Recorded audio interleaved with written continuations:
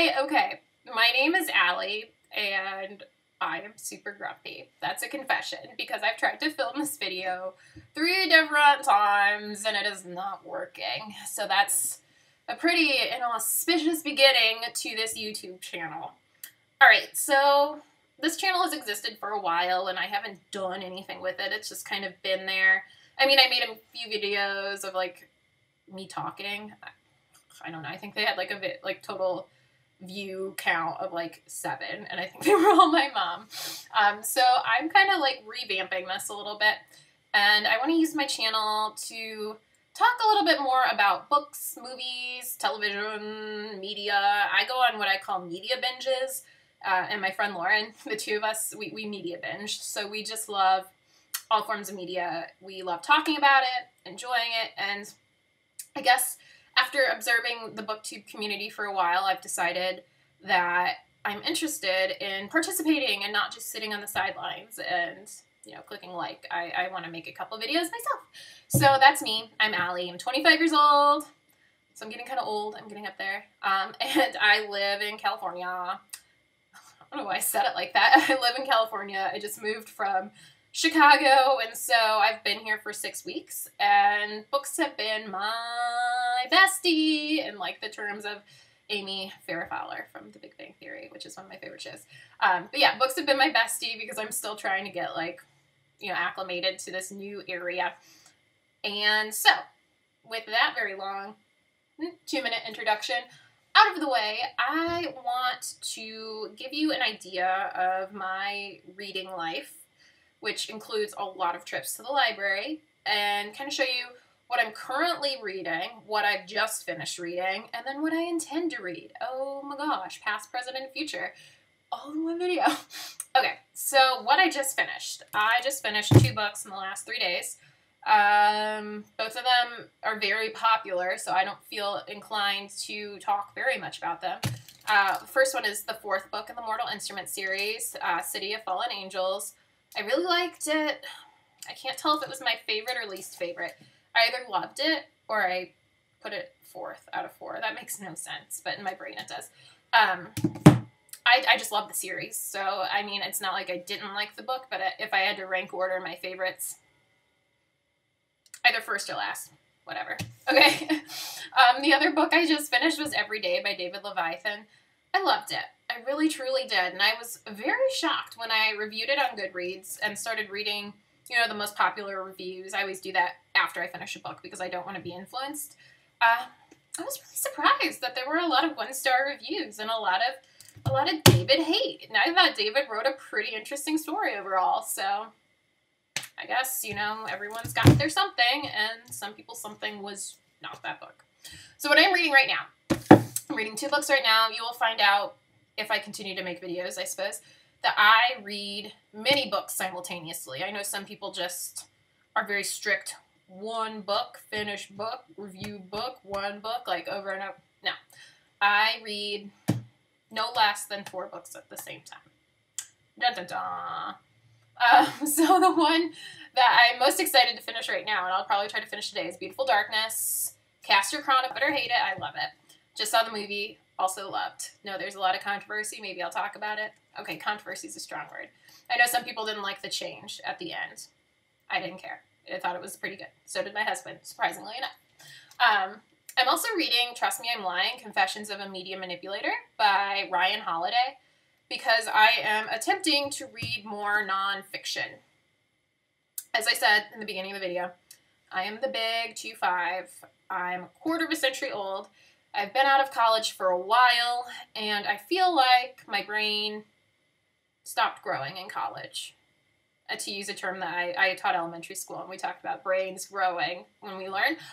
I just don't feel like I'm trying very hard to stay on top of new theories and, you know, sociological, anthropological, aka my 2 majors, like studies and ethnographies and theorems. Like, I've just gotten too busy, like, buying groceries. I don't know what I'm doing that I'm not learning anymore, but I'm trying to change that. So if down below you could tell me some nonfiction books you liked a lot, I would love to know, because I do want to continue to learn and grow. I mean, I love fiction, but nonfiction is super awesome. We just hit the 5-minute mark. Sorry, I keep looking down at like the timer to see how much time I've spent. This is obviously my first video. It'll be very embarrassing. Okay, so we did the past. We did the present. Future. I have this little mini challenge set up for myself that in the next 2 weeks I'm going to read 10 books. I don't know if it's going to work or not, but in the event that it does, this is what I'm intending to read. Number 1 is an Agatha Christie book, and Then There Were None. I have never read this. I actually have only read one Agatha Christie book, and that was in college. I don't know if I'm like doing a dance. I've read one Agatha Christie book, and it was in my favorite class of all time in college, which was the detective in film and fiction, which was just as awesome as it sounds. And it was a book, it was the introductory book with Poirot, the detective. So I'm excited to read a little bit more from the master of mystery because I know she influenced Gretchen McNeil in writing 10, and I'm going to read that book next. It's actually in that bin right there. That's my browsing bin of all my library books. So I'm only showing you a very limited amount of library books right now. And I do have books that aren't library books. Pause. I'm just going through a library phase because of my recent move and because the library here where I live is so much better than the public library in Chicago. No offense, Chi-Town, but oh my gosh, it's an awesome library, and I just checked out all of the books, and I'm like just a little fangirl over the library right now. So I have a bunch of library books. I also have a bunch of books I own that I have to read, so maybe I'll do a little bit of a video talking about those too. Okay, so second book is The Island of Dr. Moreau by H.G. Wells, and anyone who's a fan of YA literature can probably guess why I'm reading this and what my purpose is. So we'll get there at the end if you can't guess, but you already did because you guys are super smart. Okay, I'm really excited for this book. I subscribe to Entertainment Weekly, and this book was given an A-, which is pretty good for books in Entertainment Weekly. And it is The Love Song of Johnny Valentine by Teddy Lane. And it's kind of a little bit about the Bieber fever, and his perceptions in the media versus his private life. It's fiction. It's definitely fiction, don't get me wrong, but I know that it's kind of the idea of what it's like to be a teen, you know, almost child star, honestly, when he started, like, you know, the struggles when your brain is going through all these formative changes and you're also, like, simultaneously thrust into the spotlight by either your own volition or maybe not. Maybe, you know, it's your parents, maybe, you know, there's a lot of factors that go into child stardom, and I'm excited to read this fictionalized account. Okay. Next is Dearly Beloved by Leah Habel. Not going to say much about this because I love the Gone with the Respiration series. I loved the first book, but if I tried to explain it to you, Lord help us all, you would think I was crazy. And if you've read the books and you can, like, think of your own synopsis in your head, I think you would be inclined to agree with me. It's kind of a far-fetched world storyline. There's no real good way to explain it to someone. You have to read it and understand that it's good. Otherwise, you sound nuts and crazy 10.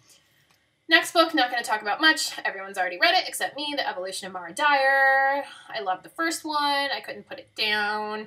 Literally, I couldn't put it down. I was ordering at Panera, and my husband yelled at me because I was trying to order my sandwiches like this when I was reading the first book, and he told me I was rude, which was true. So, I have to read that. Also, there goes some paper. Hope it wasn't important.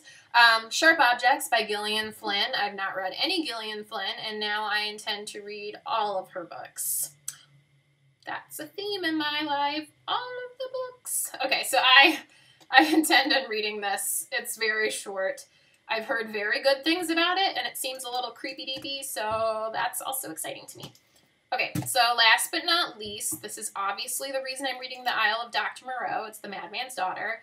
Again, I've heard so many good things about it, but I'm trying to ignore the hype and read it on my own because there have been a couple books that I've heard a lot of good things about that just made me super duper sad because everyone made it sound like it was the next big thing, and it was just meh. That's the worst feeling in the world. I give it my grumpy cat face. That's something I've been practicing a lot lately. copycat. Okay, I'm really weird. Sorry, guys.